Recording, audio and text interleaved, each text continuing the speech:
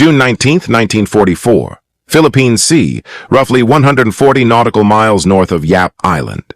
Through the Cavala's attack periscope, Lieutenant Commander Herman Kler watched the hulking gray profile of the Japanese carrier Shokaku slice the blue water at about 25 knots. The 25,675-ton veteran of Pearl Harbor steamed straight into his sights, her flight deck crowded with planes coming aboard, while her escorts sailed unaware that death waited beneath the waves just 200 yards away. At 118 hours, Kler's finger hovered over the firing button for 6 Mark 14 torpedoes. This instant mattered far more than a single hit. Admiral Lockwood's submarine picket line was the crucial barrier to prevent Admiral Ozawa's mobile fleet from smashing the American assault on Saipan. 3 months earlier, Cavala's hull had slipped down the ways at the Electric Boat Company in Groton, Connecticut, her 311-foot steel frame gleaming under February snow. The Gatao-class boat embodied America's underwater spear, 10 torpedo tubes, 24 torpedoes, and a crew drilled for one mission: find and sink Japanese shipping. She also carried the promise of vindication for the submarine arm and for the Mark 14 torpedo, which had failed disastrously in the war's opening years, and for every American sailor lost at Pearl Harbor as Shokaku's planes screamed overhead. Kler felt the burden of command. At 32, the Norfolk-born Naval Academy alumnus had earned his stripes as executive officer on USS Guardfish. 3 war patrols there had schooled him in the grim arithmetic of undersea combat. The Pacific allowed no sloppiness. A single error could mean death by depth charge, collapse under crushing pressure, or simply vanishing into the sea. Kler possessed the predators, instincts that separated captains who returned with bruised pride from those who returned with empty torpedo racks. Cavala's commissioning on February 29, 1944, had been terse, the Navy's first leap-year boat, a fact that amused the crew yet carried a private weight. This submarine would measure time in deeds, not calendars. Within days, she steamed out of New London, transited the Panama Canal, and used the Atlantic crossing to finish crew drills, trial dives, and weapons workups.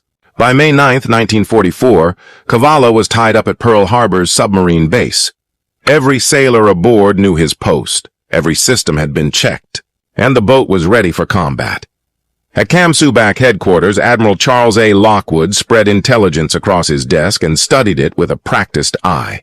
Radio intercepts, reconnaissance sorties, and submarine sightings all pointed to a massive Japanese concentration heading toward the Marianas.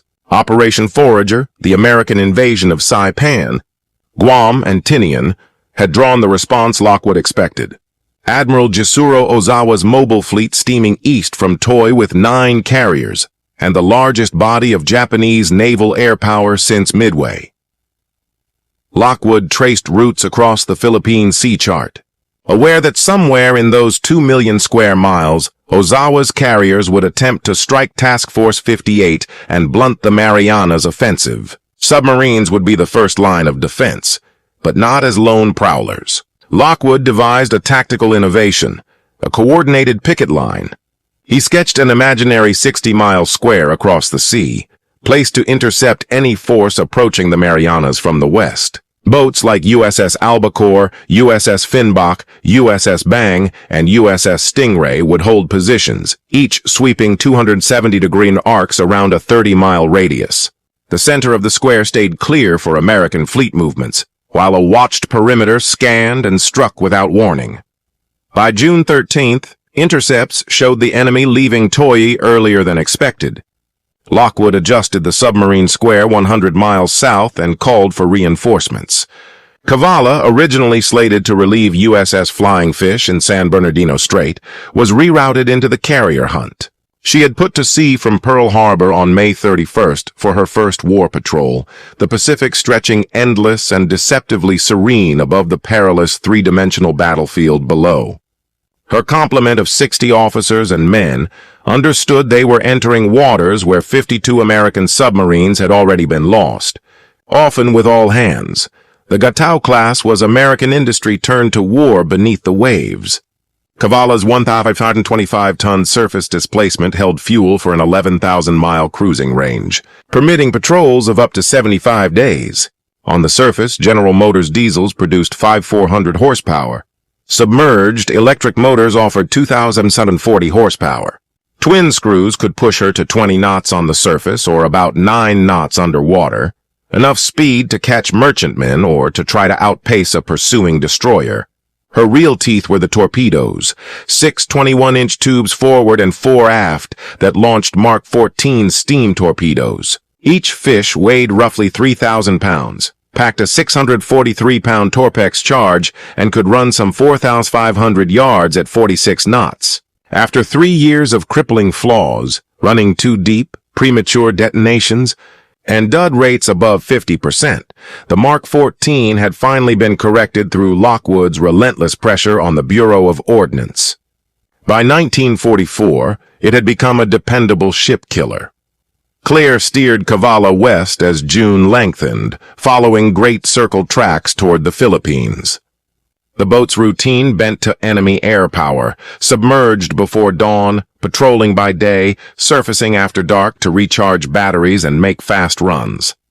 Each day pushed them further into Japanese-held seas where discovery meant instant attack from aircraft, destroyers, or other submarines.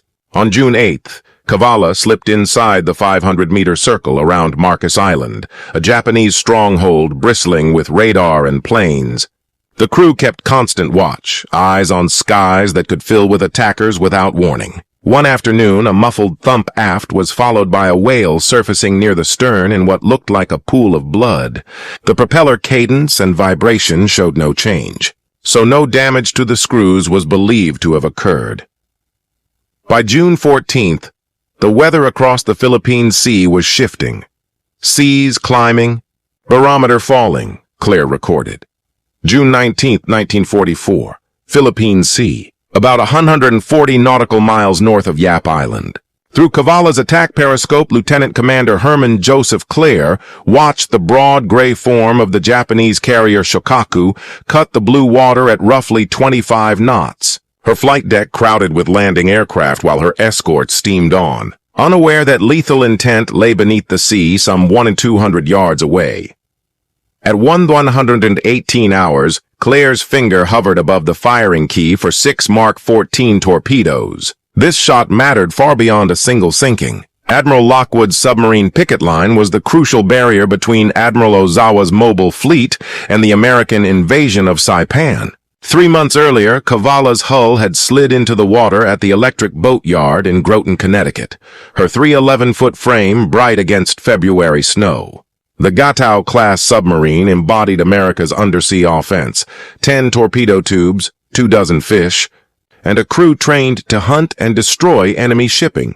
And it carried the hope of vindicating the submarine service and the Mark 14 torpedo after earlier catastrophic failures and of avenging sailors lost at Pearl Harbor beneath Shokaku's roaring aircraft. Kler felt the burden of command. At 32, the Norfolk-born Naval Academy graduate had earned his stripes as executive officer on USS Guardfish. 3 combat patrols there had taught him the grim calculus of submarine warfare. The Pacific left no margin for error. A single mistake could bring death by depth charge, collapse under crushing pressure, or simply disappearance into the deep. Kler had the Predator's instinct, the steady judgment that separated commanders who returned with success from those who limped home with empty tubes, and excuses. Cavala's commissioning on February 29, 1944 had been short and pragmatic. The Navy's first leap year boat, a fact that amused the crew but carried its own symbolism. Days later, she departed New London, transited the Panama Canal, and used the Atlantic leg to finish crew drills, trial dives, and weapons workups. By May 9, 1944, she was moored at Pearl Harbor's submarine base. Every man aboard knew his place. Every system had been checked, and the boat stood ready for war. At Kamsubac headquarters, Admiral Charles A. Lockwood spread his intelligence and read the signs.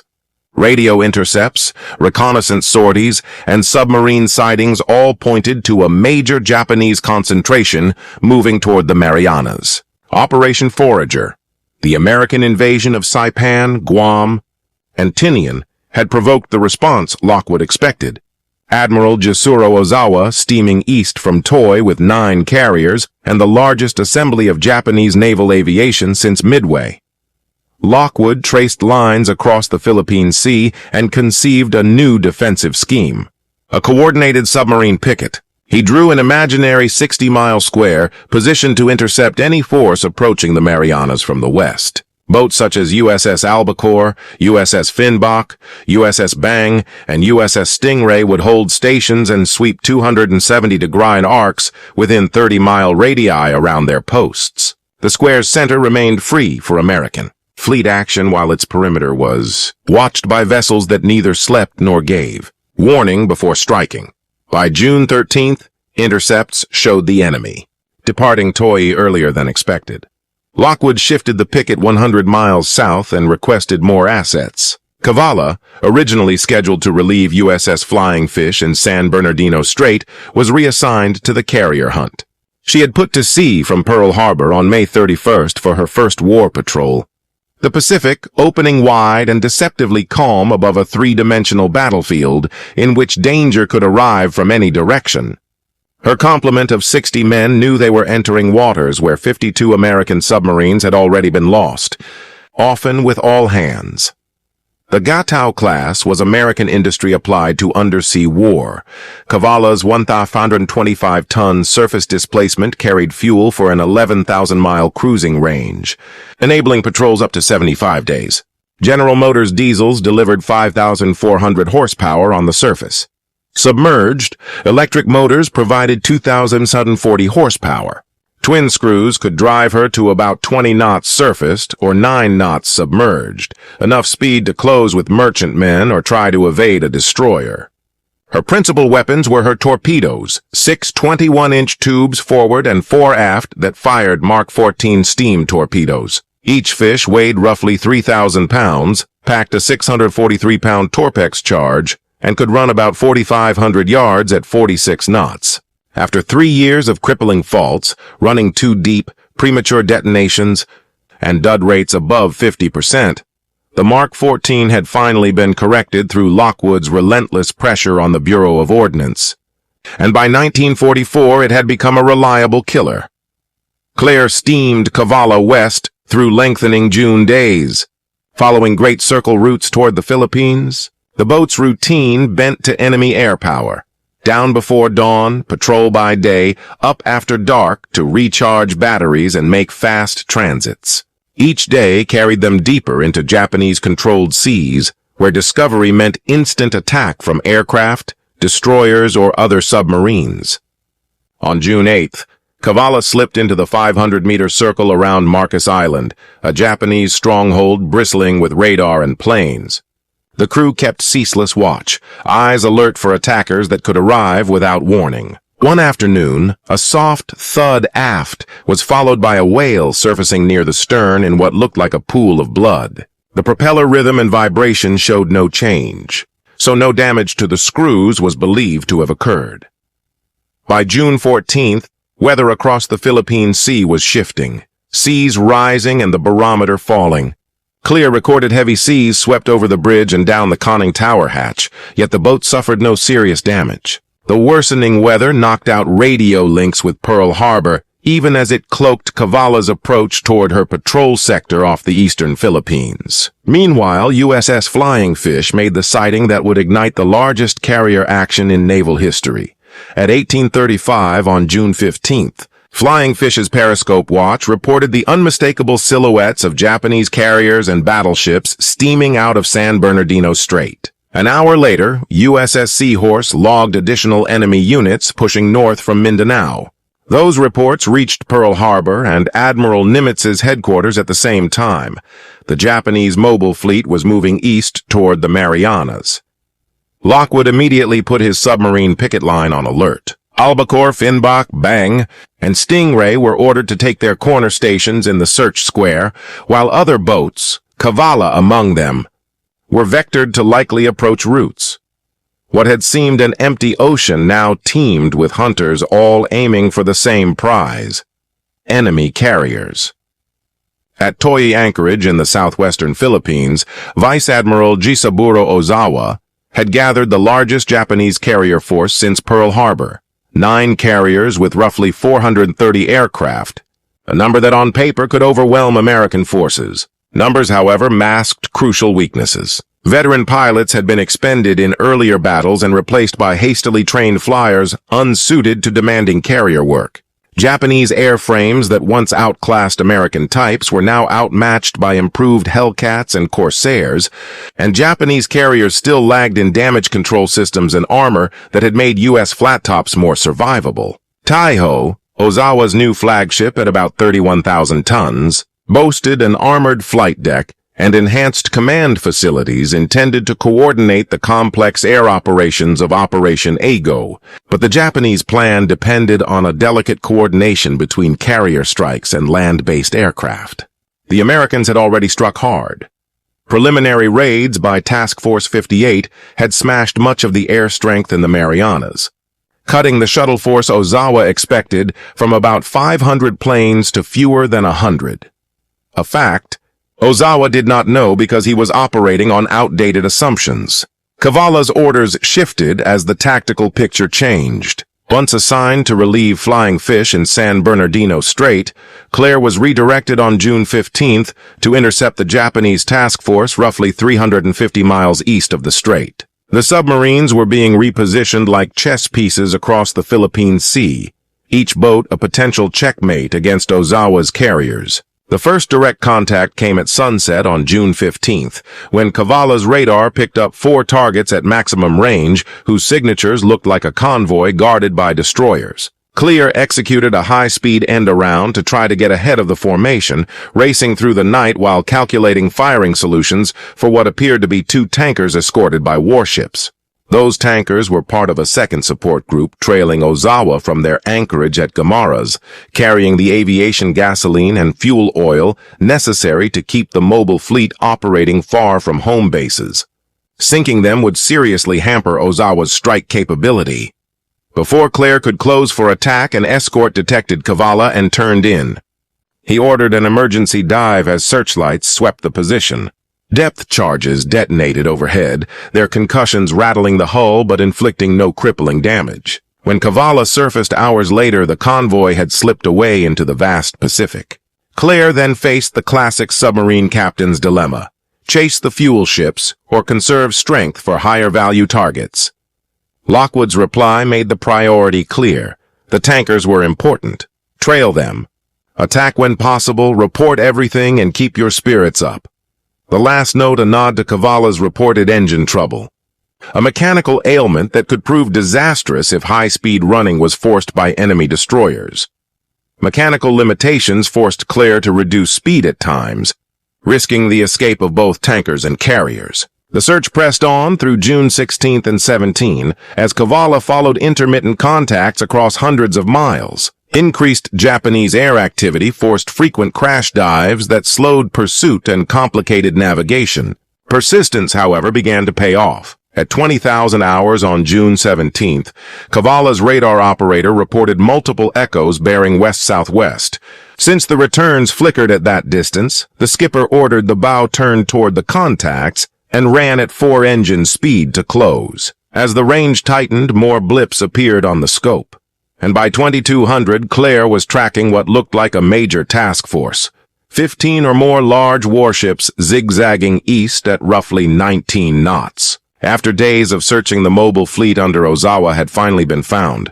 Cavala confronted the perennial choice: attack at once or send a contact report. Standing doctrine, forged by hard lessons early in the war, required reporting contacts so fleet operations could be coordinated. Kler obeyed orders, diving to hide from destroyer screens while transmitting detailed position and movement reports to Pearl Harbor. His report gave Admiral Spruance the intelligence needed to position Task Force 58 for the battle to come, but it also allowed Ozawa's carriers to continue east toward their planned attack stations. Waves swept over the bridge and poured down the conning tower hatch, yet the boats suffered no major damage. The worsening weather cut radio contact with Pearl Harbor, even as it concealed Cavala's approach toward her patrol sector off the eastern Philippines. Meanwhile, Flying Fish made the detection that would spark the greatest carrier engagement in naval history. At 18:35 on June 15th, Flying Fish's periscope crew reported the unmistakable outlines of Japanese carriers and battleships steaming out of San Bernardino Strait. About an hour later, Seahorse logged additional enemy units moving north from Mindanao. The sightings reached Pearl Harbor and Admiral Nimitz's headquarters at the same time. The Japanese mobile fleet was steaming east toward the Marianas. Lockwood immediately ordered his submarine picket into action. Albacore, Finbach, Bang, and Stingray were told to occupy the corners of the search square, while other submarines, Cavala among them, were vectored onto likely approach lanes. The ocean that had seemed empty now swarmed with hunters, all aiming for the same prize, enemy carriers. At Toyi Anchorage in the southwestern Philippines, Vice Admiral Jisaburo Ozawa had assembled the largest Japanese carrier force since Pearl Harbor. 9 carriers with roughly 430 aircraft, a force that on paper could overwhelm opponents. Still, raw numbers hid grave weaknesses. Veteran pilots had been lost in earlier battles and replaced by hastily trained newcomers ill-suited for carrier flying. Airframes that had once outperformed Allied types were now outmatched by upgraded Hellcats and Corsairs. And Japanese carriers lagged behind American flat-tops in damaged control systems and armor. Taiho, Ozawa's flagship, embodied Japan's attempt to close the gap. At about 31,000 tons, she carried an armored flight deck and enhanced command facilities meant to coordinate the complex air operations of Operation Ago. The Japanese concept relied on audacity. Carrier strikes followed by landings on Marianas airfields for refueling and rearming so the same squadrons could be sent back out. A shuttle bombing plan intended to multiply striking power while keeping the carriers themselves beyond effective counterattack. That tactic demanded flawless timing between carrier and land-based aviation. In reality, Task Force 58's preliminary raids had already shattered most Japanese air strength in the Marianas, cutting the 500 planes Ozawa expected to fewer than 100 serviceable aircraft, intelligence that never reached him, leaving his plans based on outdated assumptions. Cavala's orders shifted as the picture changed. Once slated to relieve Flying Fish in San Bernardino Strait, Kler received new instructions on June 15th to intercept the Japanese task force about 350 miles east of the strait. The submarine force was being repositioned like chess pieces across the Philippine Sea, every boat a possible checkmate against Ozawa's carriers. The first contact for Cavala came at sunset on June 15th, when her radar picked up 4 contacts at maximum range, whose signatures suggested a convoy escorted by destroyers. Kler began a fast end-around to try to get ahead of the formation, racing through the night while plotting firing solutions for what appeared to be 2 tankers guarded by escorts. Those fuel ships were part of a trailing support group from Guimaras, carrying aviation gasoline and fuel oil essential to sustaining fleet operations far from home ports. Sinking them would seriously hamper Ozawa's ability to sustain air operations and might force his carriers to withdraw or fight with reduced capability. Before Kler could close the distance, one escort detected Cavala and turned in. He ordered an emergency dive as searchlights swept the sea. Depth charges detonated overhead, their concussions rattling the hull but causing no crippling damage. When Cavala surfaced hours later, the convoy had melted away into the vast Pacific. Kler then faced a familiar command dilemma. Chase the tankers or wait for higher-value targets?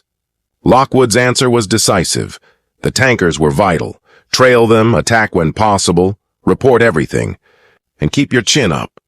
The last line a nod to Cavala's reported engine trouble, a mechanical fault that could be disastrous if prolonged high-speed runs were forced by enemy destroyers.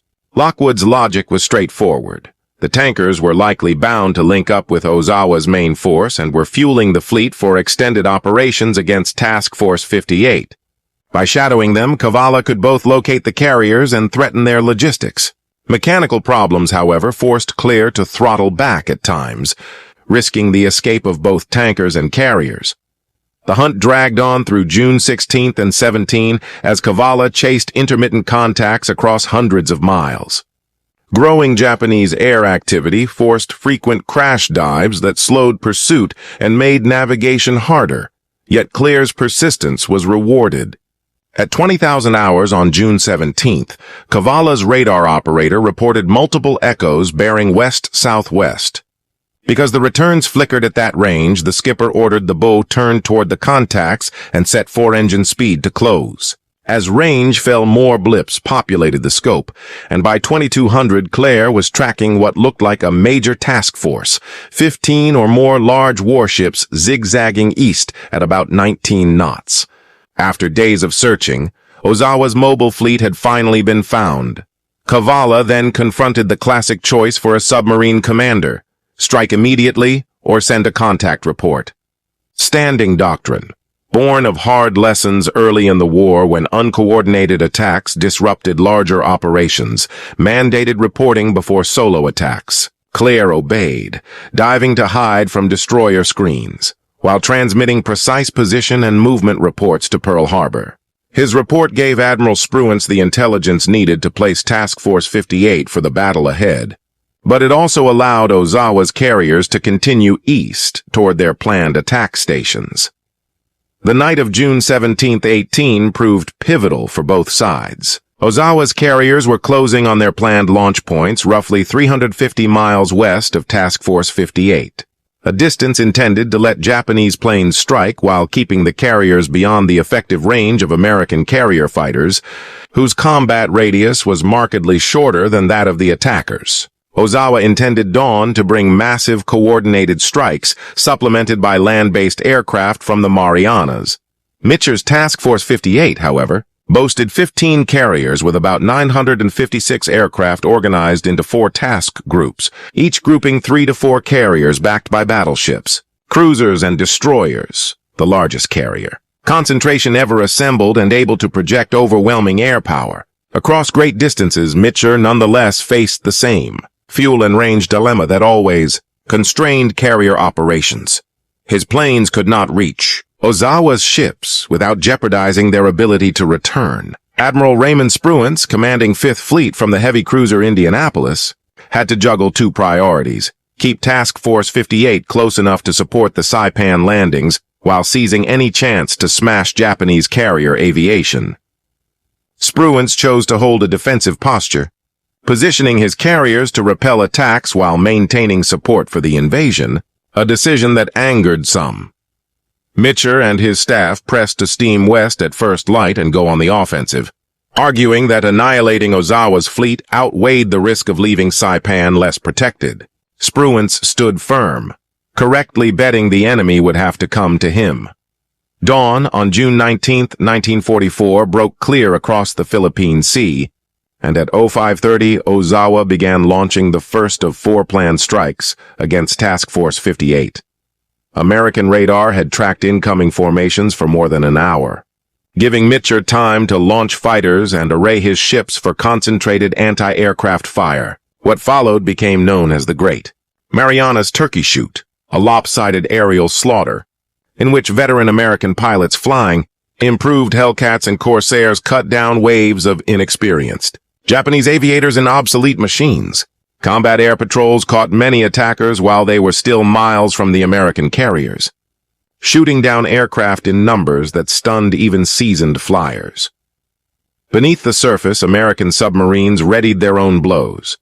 USS Albacore in some reports, maneuvered into the attack lane for Ozawa's flagship Taiho, while Cavala closed on Shokaku, so the undersea war and the carrier battle were about to intersect decisively.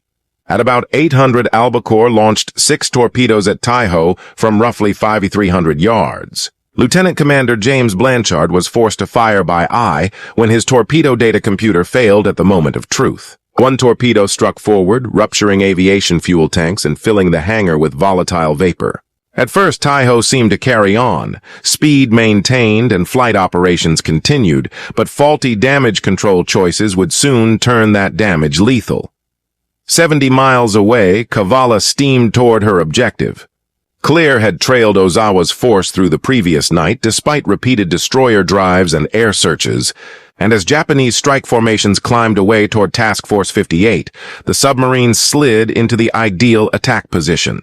Shokaku moved through the morning like a gray island at about 25 knots. At 25,675 tons, she was one of Japan's largest carriers.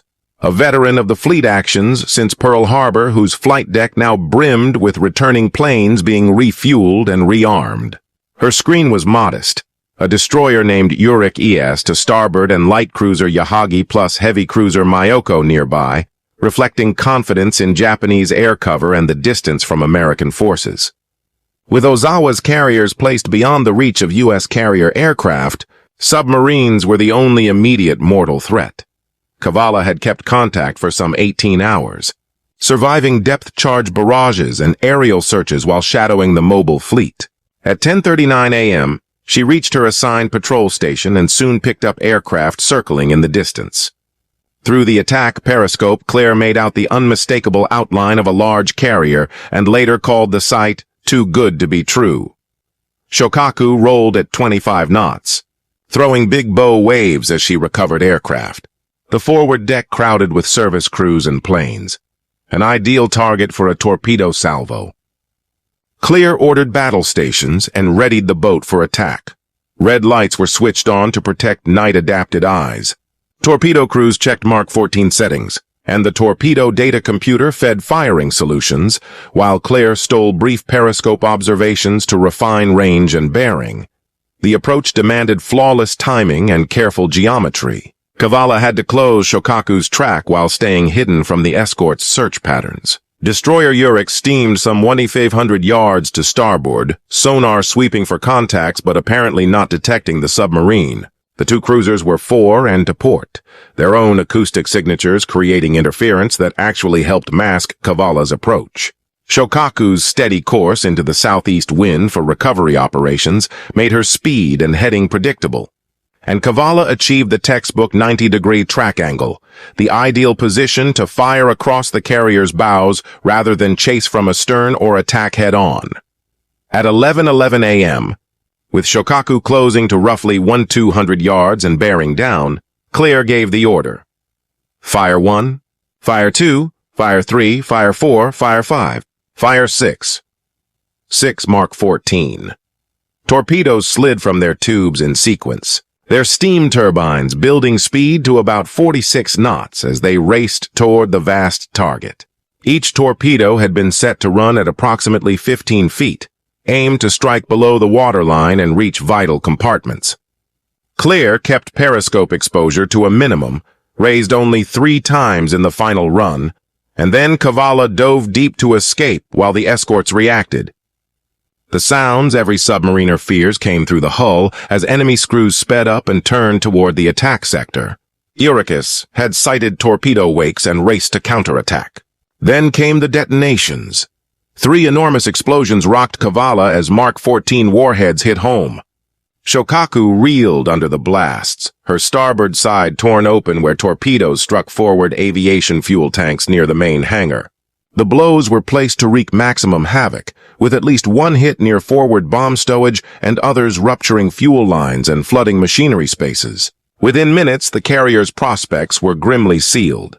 Unlike American flat tops, which used separated fuel tanks and advanced damage control systems, Shokaku's aviation fuel tanks were integral to her hull. When torpedoes tore those tanks open, vast quantities of high-octane aviation gasoline mixed with seawater and spread into the ship's lower levels, creating an explosive atmosphere beyond the power of any damage control crew to tame. Secondary blasts erupted as fueled aircraft on the hangar deck ignited. Ammunition and bombs fed the inferno, and ruptured fuel lines spewed burning gasoline through the ship. Within an hour, the carrier was heeling badly to starboard with fires raging out of control. Captain Hiroshi Matsubara ordered abandon ship as the bow settled toward the sea. The carrier foundered about 15:30, roughly 4 hours after Cavala's strike, rolling over and sinking 140 nautical miles north of Yap Island, with 1,272 officers and men lost. Japanese destroyers picked up only 570 survivors, among them Captain Matsubara. There was no jubilation aboard Cavala. Immediately after the torpedoing, the destroyer escorts closed and began a sustained depth charge assault. For 3 hours, the submarine endured methodical attacks as Japanese ships threw explosive patterns around her position. Some 106 depth charges detonated within the surrounding water, each blast threatening to buckle hull plates or cripple vital systems. Kler's men had trained for this ordeal off New London and at Pearl Harbor. Cavala went to 300 feet, the boat's test depth, slipped into silent running, and shut down non-essential gear to reduce noise. Sailors moved with care to avoid metallic sounds that could betray them, and ventilation fans were stopped, leaving the interior air heavy with carbon dioxide and the sweat of men holding their breath. As the escorts tightened their pattern, the explosions grew closer, showering the boat with shock waves that shattered light bulbs and loosened fittings throughout the vessel. Engine room mounts strained, and in the forward torpedo room, crew members lashed down the remaining weapons against violent surging. Several charges detonated almost overhead, their concussions shaking Cavala as if she were a toy. The hull groaned under pressures that would have crushed surface ships. Yet the Gato-class design bore up. Double hulls and reinforced framing spread the shock loads, and compartmentalization prevented catastrophic flooding even when outer plates were holed. The most perilous instant came when an escort steamed directly over Cavala. The destroyer's screws were so nearby that the sound carried through the hull and into every compartment, while Japanese sonar men honed in on the submarine's bearing. Kler's evasive seamanship, however, kept the boat beyond the fatal envelope of enemy charges. After 3 hours, the pattern slackened as the nearest destroyer ran low on depth charges and lost sonar contact. Other Japanese warships departed either to recover survivors or to rejoin Ozawa's formation for further action against Task Force 58. By 1500, Cavala registered the easing of screw noise, and Kler cautiously brought the boat to periscope depth to look outside. The sea was empty except for distant smoke marking Shokaku's grave. Only oil and wreckage drifted where the carrier had gone down. Cavala had survived her first fight and fulfilled the dream of every submarine captain by sinking an enemy carrier. The boat broke surface at 1900 as tropical night fell, and Kler sent his report to Pearl Harbor.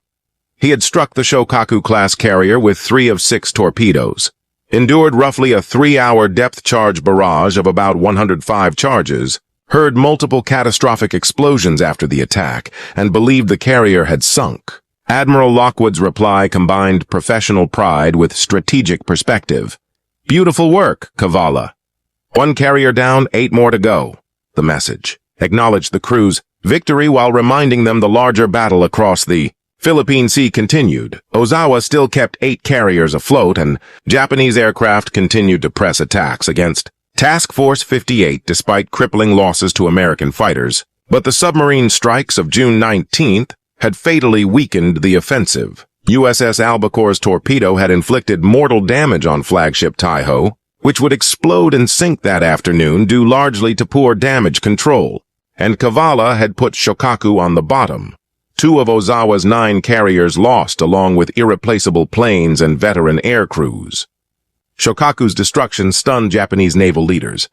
A veteran of every major action since Pearl Harbor, her air group had sunk USS Lexington at the Coral Sea and badly damaged USS Enterprise at Santa Cruz, and her presence in a battle group lent both capability and confidence unmatched by younger carriers. The loss removed a full third of Ozawa's fleet carrier punch.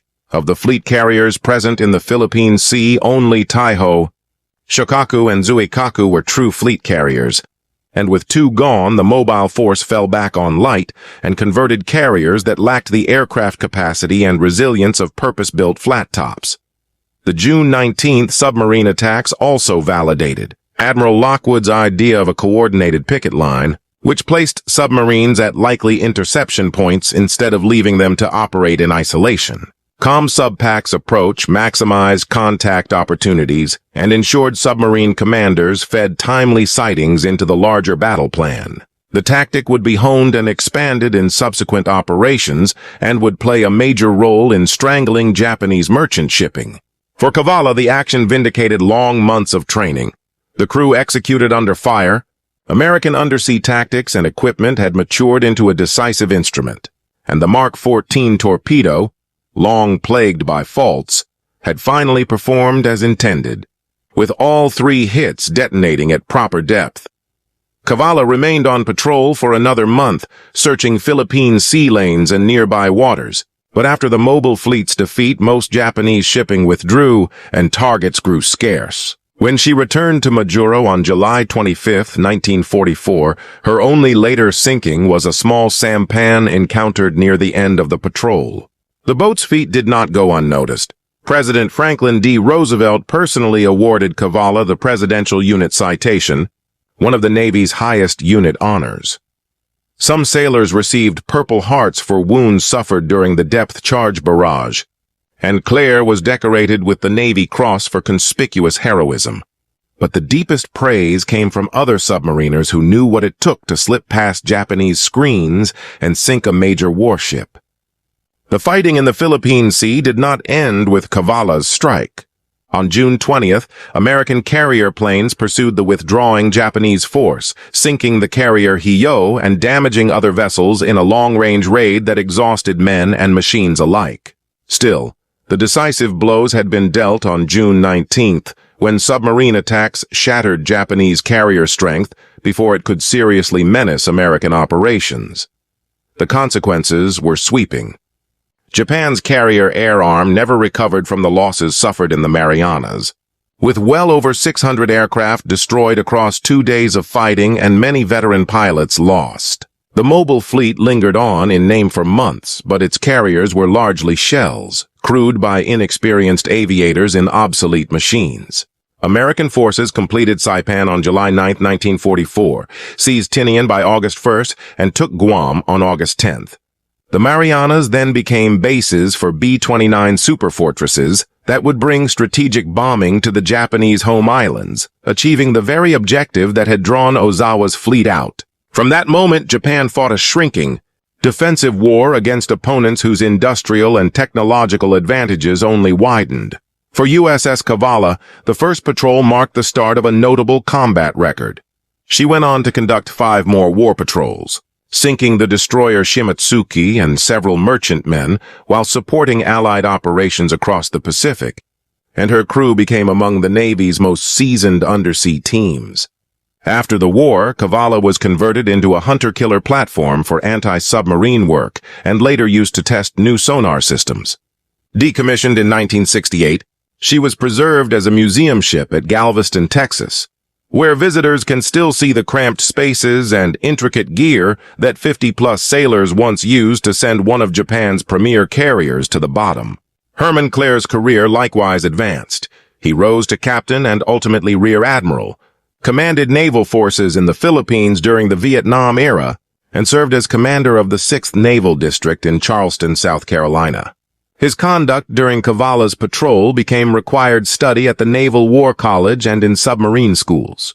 Beyond individual honors, Cavala's strike on Shokaku symbolized a broader truth. American industry and manpower could produce both the tools and the crews needed to defeat a determined foe. The submarine built in Connecticut, armed with torpedoes made across the United States and crewed by men from every region of the country, delivered not only a tactical victory, but a moral one that underscored democratic resolve against authoritarian aggression. The Pacific War continued for another 14 months after the Philippine Sea, but June 19, 1944 marked the end of Japan's ability to contest U.S. naval dominance. In the depths off the Marianas, Cavala's 6 torpedoes helped turn the tide. The boat that had been commissioned on a leap day had, in a handful of hours, fulfilled a mission whose echoes reached far beyond a single sinking, avenging those lost at Pearl Harbor and demonstrating that no capital ship, however storied, was safe from the silent service prowling beneath